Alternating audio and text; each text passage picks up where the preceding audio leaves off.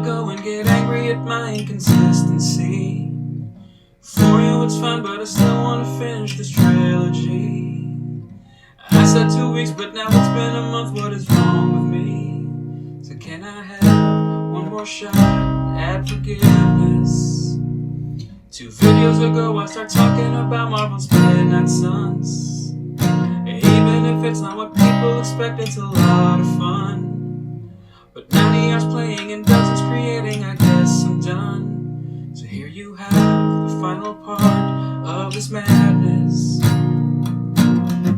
The video's 2 weeks late and I'm sorry. So I'm just gonna tell you a story. Oh, in a shocker, it's about Tony. So let's stop this song and get on our marks, and let me tell you about Tony Stark.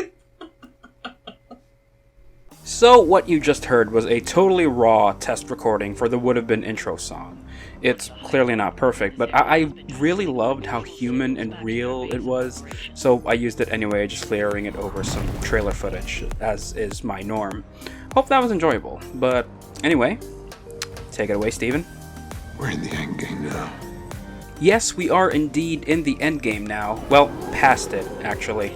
A month and a half ago, I posted the first Midnight Suns video. It was just some straight up gameplay and a little commentary, and then 2 weeks after that, I posted a sort of early impression / mid-game review. And I said in that video that I will be discussing the endgame in another video that would come out 2 weeks after that. That did not happen.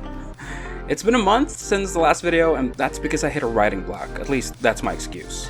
I hit a writing block with how I felt like I should discuss the endgame. The thing is, I'd already broken down most of the mechanics in the mid-game review, so detailing them again in the last 2 scripts I attempted to write for this, it felt very repetitive. But before we dive into the premise of this particular video, here's a quick endgame follow-up to those parts of the game. And that follow-up is that they're fine. The gameplay remained consistently enjoyable all the way up to my almost 90 hours of playtime, with mission objectives that are diverse enough to not feel too repetitive. The story was compelling and it was enjoyable. On top of that, all the stuff you can do in the Abbey, while I originally wanted to discuss them in at least some detail, I feel they're better left discovered and learned as you play the game. I have spent almost 90 hours playing the game, and about a dozen plus hours more making content about it, and I'm done. I enjoyed my time with the game, but it did bring me to a point of burnout. However, it should be clear where I stand on it, and it's that I really do recommend it for Marvel fans, for Firaxis fans, or for fans of just tactical games in general. It won't be what most people expect from a Marvel game, and I think that's a really good thing. It's not perfect, as all the issues I mentioned last time pretty much persisted until the ending, but none of it was ever bad enough to break the game or make it not worth playing. So with all the time I've spent on the game and talking about it, I'm really out of things to say when it comes to a review standpoint. So instead, let me tell you a story that shows that Firaxis really did understand the characters that they had, at least one important one. The thing is, if you saw the last video, you know how much I absolutely hated Tony Stark's character in the game. That would no longer be true by the end, and it's because of one missable scene that I will forever condemn Firaxis for leaving in the background.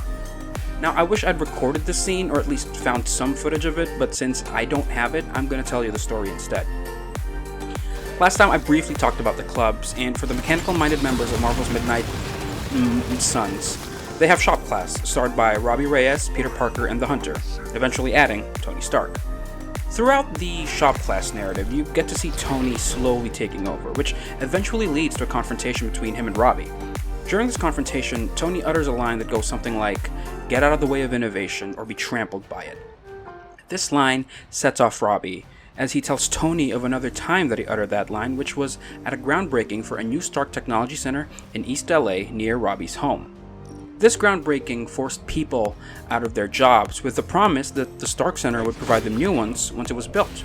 Unfortunately, that never materialized. Eventually, though, the big Shop Class argument with Tony taking over was settled, and that would be that for the most part.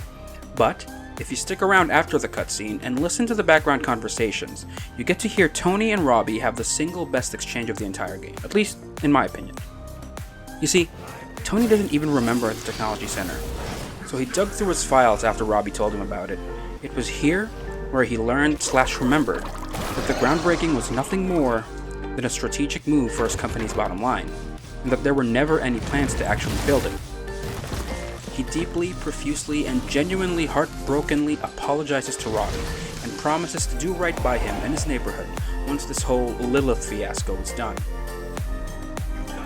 Now, despite my initial dislike for his performance, I do need to reiterate that Josh Keaton is an incredibly talented actor, and in this one particular exchange, he gives Tony a sincere moment of humility and vulnerability, and it's done so ridiculously well that it's infuriating that it's missable, because it should have been a proper cutscene that everybody would get to see. The interesting thing about this scene, and why I wanted to talk about it, is because much like Tony Stark when talking about his innovation, I felt like I knew better when I was discussing his characterization and performance in the game. This scene, this background conversation, is my version of looking through the Stark Industries files and being humbled by what I found. Because many times after that, I would still find Stark annoying, but he would never again reach a kind of annoying that I would find unbearable. In fact, looking back, while I still stand by my criticism over the attempt at replicating Robert Downey Jr.'s portrayal, I will gladly rescind my statement that it was bad. Hearing those bits of dialogue helped showcase Stark at his worst and his best, and it recontextualized his entire character throughout the game for me. So even though you heard me talk about it just now, I cannot recommend enough that you keep an eye out for that bit of dialogue on your own playthroughs. It's easily worth hearing it for yourselves, as Josh Keaton does such an amazing job, and it's such a great teachable moment, that even when we think we know better, at least giving something a chance may be a good opportunity for some personal character development. So yeah, that's about it. This isn't too long of a video, part 3 of an unexpected trilogy of content for Marvel's Midnight Suns. How do you like this storytelling format? Let me know in the comments below. You know the rest. Like if you liked it, and or me, and subscribe and notification bell and all that. I'm not sure this call to action thing ever really got anyone to subscribe ever, but feel free to prove me wrong by doing all the YouTube things. This has been Majora's Mox reminding you to be excellent to each other, and I'll see you next time with another story. Story of me and Bloodborne. I'll see ya.